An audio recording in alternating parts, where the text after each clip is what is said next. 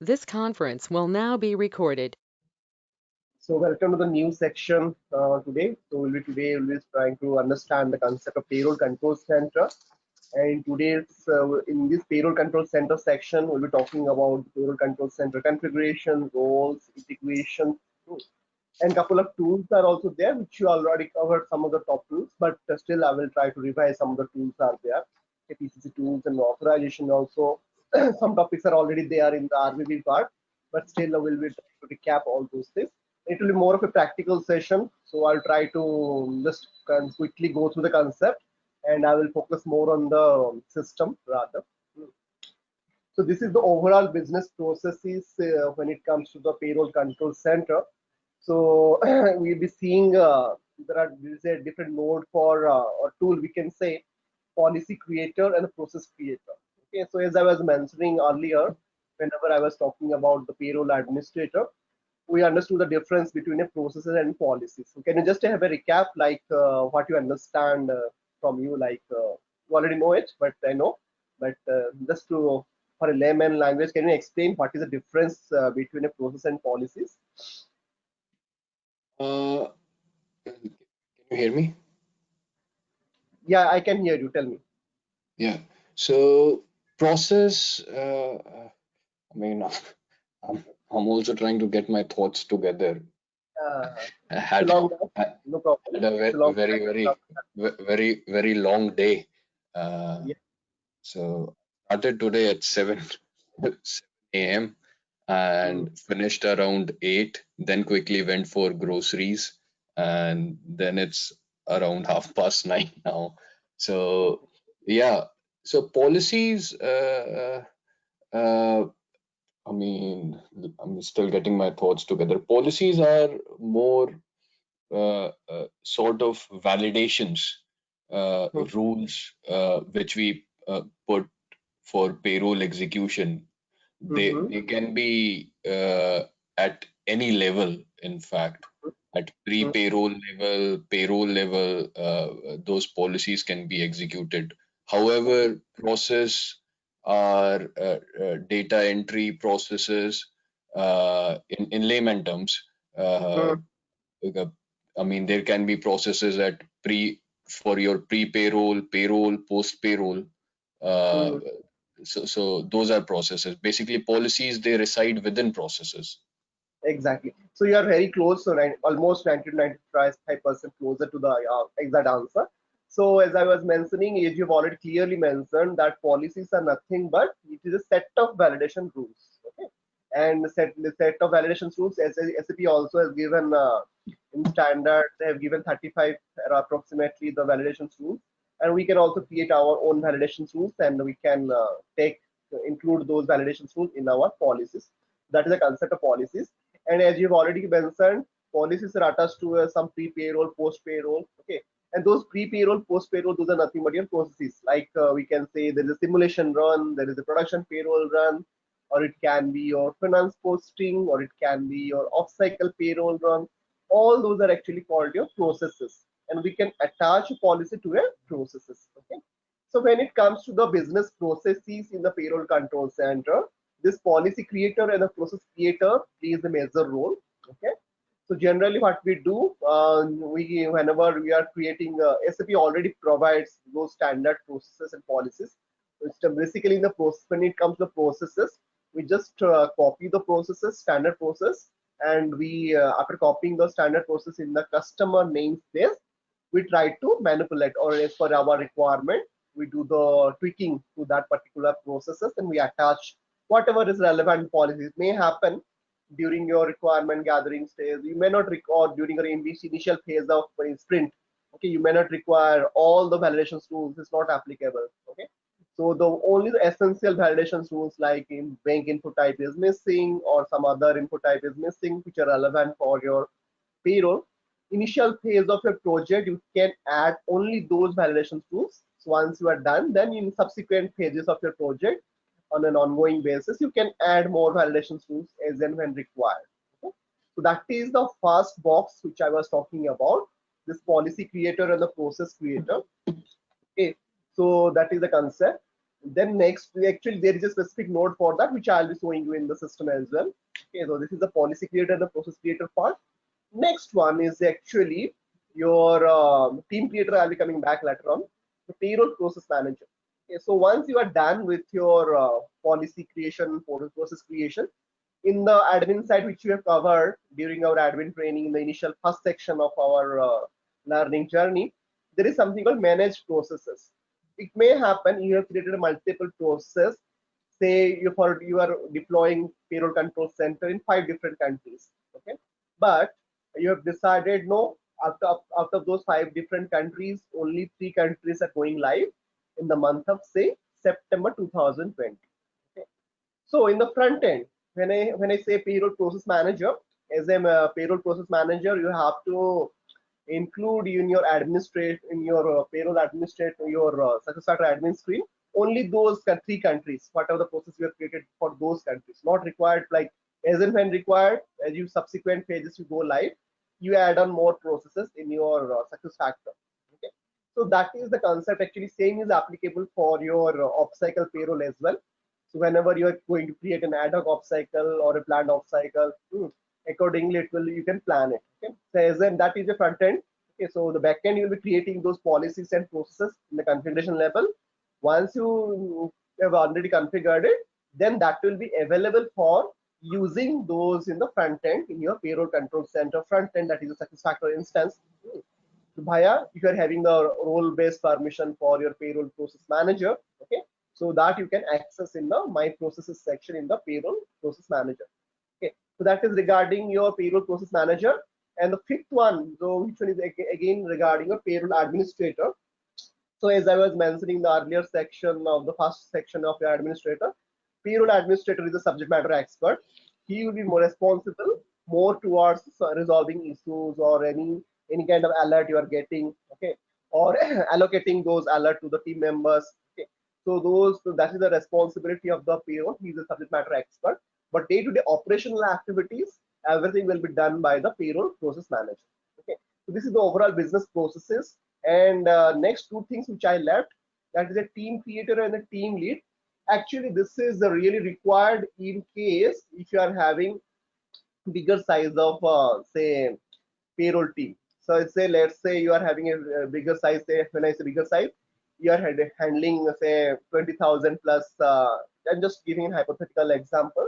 20,000 odd employees in your organization, and you have a team of say 20 people who will be handling payroll. Okay, out of 20 people, it may happen 4 person or 3 person will be handling are the administrator or the payroll process manager, and remaining people they may be dealing with your taxation part or country specific the localization taxation statutory requirement, or it can be your day-to-day reporting, payroll reporting or audit. Okay, so you can have a subject matter expertise again inside your role. Then you can build a team. Okay, so the team building is actually it can be done by the payroll administrator, and he will be responsible for building that team. And you can as the payroll administrator, he can be a team lead.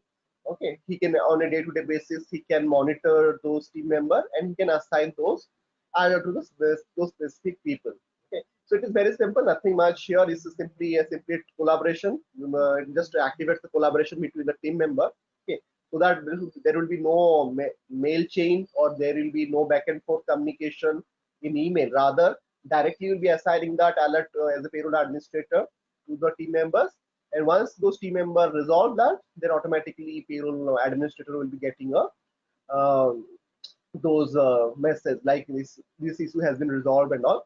But it is not necessary. This is an optional functionality. Even it is a nice to have, but depending upon your organization size in your and all, you can plan it. Okay. So it is not recommended if you're having a small team of say 2 to 3 people. You should not activate this team functionality, team creator and team lead. Okay.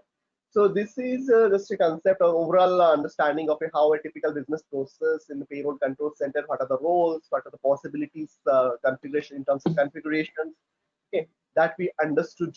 Okay, any questions here, Rokesh, before we proceed further? Yeah, Niladri, I was searching for this page number in 4.3 deck, which you have shared with me. I'm not able to find out. This deck. Yeah. So this one which you have opened, right? ECP Yeah, Power yeah. Pack Lokesh 4.3. So Hmm. I have it opened with me, and I am Hmm. at page number 739, 740. Hmm. I don't see this at all. Okay. 739 uh, What does uh, it show? show declustering of payroll results at 739. Oh, okay. Then I have actually included in this. So actually, I have a different version of the same PPT. I might have I added this one actually. Okay, so this one actually I earlier it was not there in my presentation. Okay, so anyway, at the end of the course, I'll be sharing the updated. Don't worry about it. Okay, so I'll be sharing this. Okay, but where does it start from in my PPT? The PPT which I have said I need to check. So just give me a minute. Only this screenshot will not be there. Otherwise, everything will be same. But Only even one. if I search for 741, 742 before, after, it's all No, about payroll. once it starts declustering, then I think it will not be there. Just once, actually, I found this business process. It was I found somewhere, and I just I added it here. Okay. Other this is the only one slide I have added. Nothing much. But in order to reach to 739 or 741, what should I search in Control F? Certification Uh, pathway. Certification pathway. Actually, there will be multiple certification pathway. You simply start for typing HR H65. Okay. Uh, HR H65.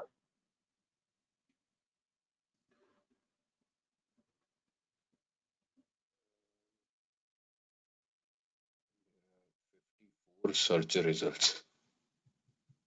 Uh,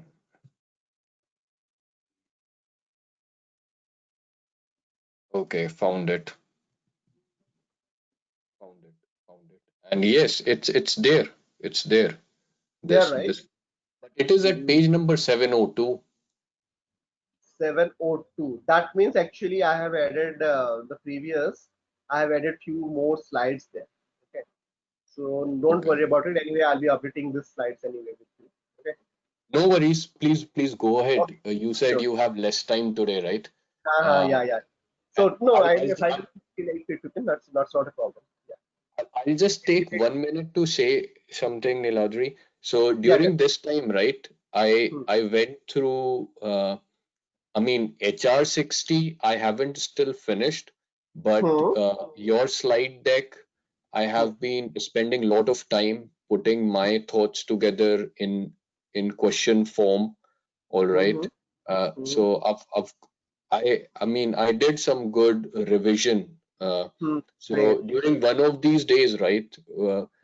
Maybe if you have since Friday is a day off for you, if we can do extra half an hour and go Hmm. through some of those questions and Hmm. talk a little more, that will be good. Yeah. Okay, sure. Actually, tomorrow I'm traveling to my hometown, so Okay, no maybe problem.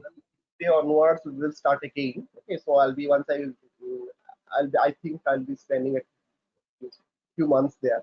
So I'll be taking that from my hometown itself. Okay, so tomorrow I'll not be available. Okay, Yeah, no problem. just Will in it case be I have. okay connection wise and everything? That will be not a problem. Let me check. Otherwise, I have to come back again. Okay, so now I'll just depending upon that feasibility and all. I believe it will be working there. Okay. And how long will you be gone for? Uh, so that at present, This conference will now be recorded. okay. So now I will be covering a concept of declustering. So when it comes to payroll control center, so there is before we go for that, I will just explain the concept of declustering. This is just you already know about it, but just people who are actually get this for a layman language, I try to explain what is the concept of cluster. So cluster means actually it is a group of things of the same type which go together or close together. And when it comes to the, it can be a just a hypothetical example I have given here from a dictionary. So it can be a cluster of spectators, cluster of houses, cluster of grapes. Okay. So why we require a cluster? So people who are coming from on-premise, not from on-premise background, I just give this example. So we have an example of say grape. I'll just give this analogy. So if you're having a cluster of grapes, we generally do not eat directly the entire cluster, right? We take one by one. We can eat one by one. Same concept, same analogy, we can connect the dots also. Like when it comes to the cluster in payroll control, suppose in the payroll cluster, those directly we can't use immediately in any kind of reporting or any kind of directly, not be direct usage, you can't use it. Okay. So for that reason, there is a concept of declustering. We generally, as we break the grapes one by one, we take one cluster, one grape at one time. Similarly, the payroll results as well. We break that payroll cluster table. The concept of breaking that your cluster table to a simpler readable table, that is the concept of a declustering. Okay, so that you already know about it. Just to give an analogy, I had just tried to capture that.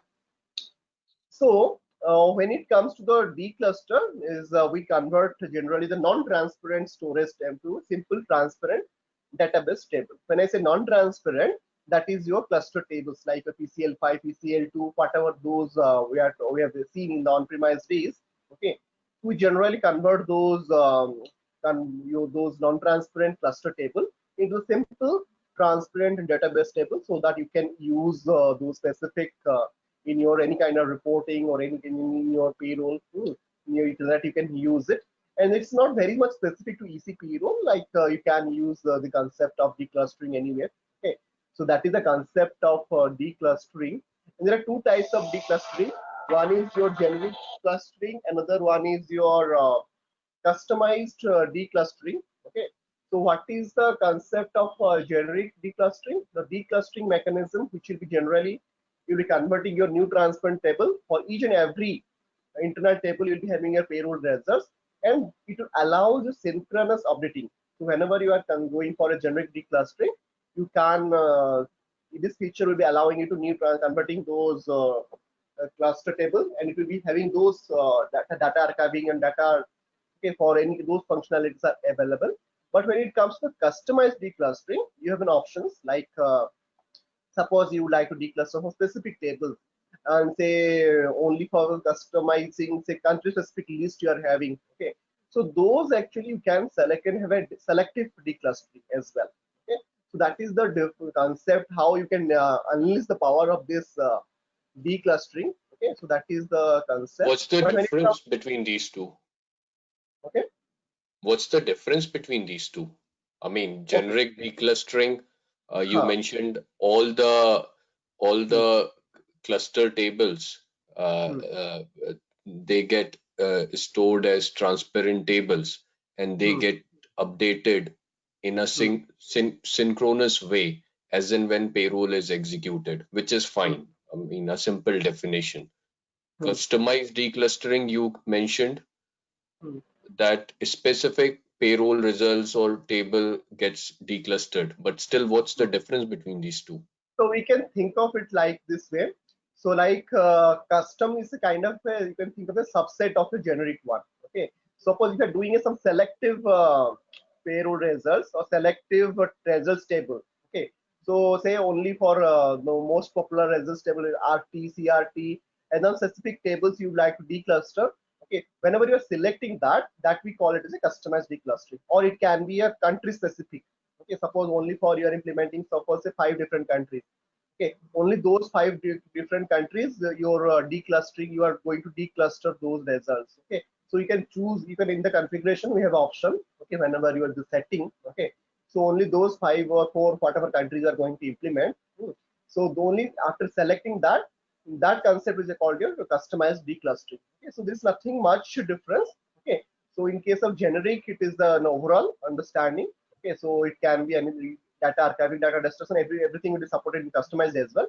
But if you're selecting some specific, so mostly in the implementation we use this customized declustering. Okay, we do not generally do not activate all the tables, all we do not generally do not activate because it may happen you may not be using all the tables. Okay, say related to time cluster, all those cluster and everything. Okay, so whenever you are selecting so specific country specific tables, okay, tables you like to decluster. Okay, so then whenever you are doing it very much selective, that we call it as a customized declustering, and those are actually very specific tables. Okay, and also we have a list of countries which are the countries you would like to decluster. All those options we'll be having in whenever we'll be going through the declustering. So that is the difference between these two. Is that clear? All right. Yeah. So when it comes to the again, what are the advantages? Actually, the advantages are manifold. So we'll be finding when it comes to generally in terms of performance. Okay, so when it improves the performance of your any standard reports, or which is the if you built any custom reports, also it will be highly efficient. Okay, so also you can have all those simple SQL queries whenever you are doing any kind of aggregations, whether if you have written any queries. Okay, so in those cases, retrieving the bulk data, it will be more easy for you. But if it is a small implementation, or you are having a small head count, all those employees will not be realized. In case if you are having say 50,000 to 1 lakh employees, in terms of that, if you're downloading some report, if you're having some custom report, okay, say salary register, all those some specific reports you're downloading. In those cases, if you check do a performance testing, then only you'll be realizing the potential of this thing. Okay, if it is a small project or if it is a smaller implementation, you'll not be able to realize directly here. Okay, and when it comes to the data merging, okay, so you can merge your payroll data with other HCM data. Okay, so like your PAOM data, your talent data, and all. Okay, so these are some of the key advantages of your why we are going for a declustering. Okay, that is the concept for the advantages. Okay, so there actually then I have explained little bit of payroll cluster which you already aware of. Okay, so these are the different payroll cluster table: PCL1, PCL2, PCL3, PCL4. But mostly we will be dealing with your PCL2. Okay, so PCL3 is a more from a recruiting point of view, but generally in on-premise recruiting that's not that much popular. We're not using it. Okay, but PCL2, PCL4 we will be using it. In some cases PCL1 as well. Okay, so these are the different just different tables for PCL. So these are the different PCL1. So under what are the different data clusters in the PCL1 table, which you are already you must be aware of it, right? So those B1 related to time events, then we have something for your travel. Okay, so group incentive, wages. Okay, there are some clusters available in the PCL1 table. So PCL2 is most popular, like we'll be using in our day-to-day payrolls, like we have personal work schedule.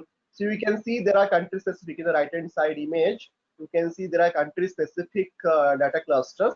So this is the which I was talking about, the custom specific or custom your declustering. You can select your specific PCL2 table, okay, those data cluster belonging to your specific country. Okay, so then you can plan your declustering. Okay, so these are the different data clusters which are available in your PCL2 tables. There are some generic one also you can see, like some time accounting results, your payroll accounting RX. Okay, there are some generic as well, and there are some specific country specific data cluster tables also available in your PCL. Okay. Same goes with the PCL3, which is not much used these days. Okay, that's for your recruiting. And same goes with your PCL4. PCL4 is again for reporting and change log, anything is happening. Okay, any kind of documents, pay statements, pension administration, specific to again country specific. Okay, so these are different data clusters available in our different some non-transparent tables which I was mentioning, PCL1 to PCL4. So what are the transaction we'll be using? So the transaction will be using for say for this is actually this is you already aware of it, like how to see those cluster tables and all. So after going through this, you'll be checking those results table, cumulative results, CRT, RT, those tables and all. So though is it a new? So no, it is actually not a very new concept. Very similar to in 2012 also. SAP started this big concept of declustering, both applicable for the time management as well as the payroll data related data. And in 2014 March only, those they have started available to all the payroll customers worldwide. Okay, so that is the history of your simple history of declustering when actually it started and all. And there are certain myths and misconceptions around it. We just have mentioned it here. So you do not have to decluster all the payroll results. You don't have to decluster past payroll results. Okay, declustering doesn't take place. So you can just go through this concept. Nothing much here. It's just a concept and all. So after going to this, so this is actually the table. This is just a simple example of where exactly you can find out your how you can find out the respective declustered table. Okay, so generally it will be prefixed by whatever the standard table name. Those it will be prefixed by P2RX. Okay, so how to will be finding? Simply you can go to the SS16 and you can find out P2RX underscore those particular table. So these are the different. If you go through those cluster table, so you can see for each and every line item, you'll be able to see those okay, those tables in detail. Okay, so like directory of the payroll results, all those payroll results just broken down into the detail about it. We can find out those detailed results in a particular table. This is just a snapshot of your one of the decluster table P2RX underscore RT. Okay, the same we can go through it. Just try to quickly go through it. So same I have explained here, like so this is in US example. So PCL2 I have taken it here. Okay, so there can be, as I was mentioning, you can have a country specific declustering. Okay, so which you have to select your table and you'll be having a specific cluster ID for your country. Okay, once you choose, so after choosing that particular cluster, you will be mentioning those in your table. Okay, like which are the tables you would like to decluster. Okay, so that you have to mention here. So this is another example from Australia. I have taken it here. The same principle is applicable there as well. You'll be having two nodes. One is a defined setting for declustering tool. Another is a which are the payroll results table you would like to decluster. Okay, so register payroll results table to be declustered. Only those, if you are mentioning that, then only those specific tables will be considered for your declustering. Okay, so that is the selection criteria. Okay, so this is a What table. happens in those two settings? First one and second one, define. I will so go to the system and I will show you that. So Okay. just let me go to quickly nothing. Let me see from a conceptual understanding. Okay, so if you go to the, this is another example from a Canada, I think. So similarly, what are the cluster tables you'll be selecting? You'll be getting this kind of list. Okay, so after going that list, now I think I can show you now. Okay, so first node which I was talking about, once you go to that node, you will be having a specific. First of all, you have to switch on. Okay, so the first node actually you'll be switching on the connectivity. Okay, so DB connection it will be by default it will be there. You'll be just mention that DB connection, and switch option actually you will be switching on. That means you are starting your declustering. Okay, so there will be multiple options there. Anyway, I'm showing the system. Once you switch on, second option is you'll be having those registering the payroll results tables to be declustered. What are the tables you'd like to decluster? Okay, so this is the entire list you'll be getting. Okay, so this is the list you'll be getting where exactly you'll be having one table name and the corresponding transparent table name you'll be getting. Okay, suppose I'm talking about RT table. Okay, so then your corresponding so in the left hand side, whatever you are seeing, these are actually my non-transparent table. Okay, so or cluster table you can say. In the right hand side, whatever you are seeing, these are my transparent table. Okay, so only once you have selected those specific tables, okay, automatically your system will take care of it, which are the tables will be declustered. Okay, so this is actually, first of all, we have to do a activation in the first node. In second table, we are declaring that which are the tables will be selecting for a doing the declustering. Okay, and same thing, same concept actually I explained in detail here. Okay, how we'll be doing the step by step. Only two steps. Okay, so this when it comes to declustering, first you have to switch on in the defined settings for the declustering tool. The second one is the registering the payroll results table. What are the tables will be selecting? Okay, so those tables will be selecting in your decluster results. Okay, that is the only thing. And same thing, if you're not going to SPRO node, there are table name also. Like go to SM30 and those specific table which I have mentioned here. Okay, go DCP underscore B underscore T77 DCP options. Okay, so then you have to select your specific table and you have to switch on those specific table. Okay, so this is the first concept of your. I've taken multiple screens on nothing different. And when it comes to the business function, you must have this business function. Suppose due to some reason your declustering is not working or you're not able to see those nodes, then you have to ensure this business function has been activated or not. Okay, so this is a CL75. Okay, this business function you need to check. Okay, and same goes. These are some of the declustering. Okay, so this is declustering tools. How would the declustering tools after selecting? and you'll be running in this program. Okay, so after running this program, you can, if you like to understand this initial load, okay, so you can execute this program. Okay, so after doing this, then you will be uh, getting that particular results. Like yes, that declustering is like, suppose due to some reason this declustering is not working, so then you have to again see if there is any inconsistencies. Okay, so in that case, in those troubleshooting, simply you have to run that particular program. So delete the inconsistent data. Okay, it may happen during your implementation or while processing the payroll, you might have some inconsistent data. Then simply it will delete those inconsistent data. Then again you will be coming back. You will be getting the actual results and all. This program runs all the time, or it runs in the background, or It how does runs it in the happen? it runs in the background. You can run this program in the background in itself. Okay. So this Oh, is but the, this is the program for declustering, right? yes, So, declustering tool. so in ideal scenario, somebody will have to configure this. Hmm. When I say configure, I mean somebody will have to put it in the background and run Hmm. it all the time, or it will be delivered Hmm. running in the background.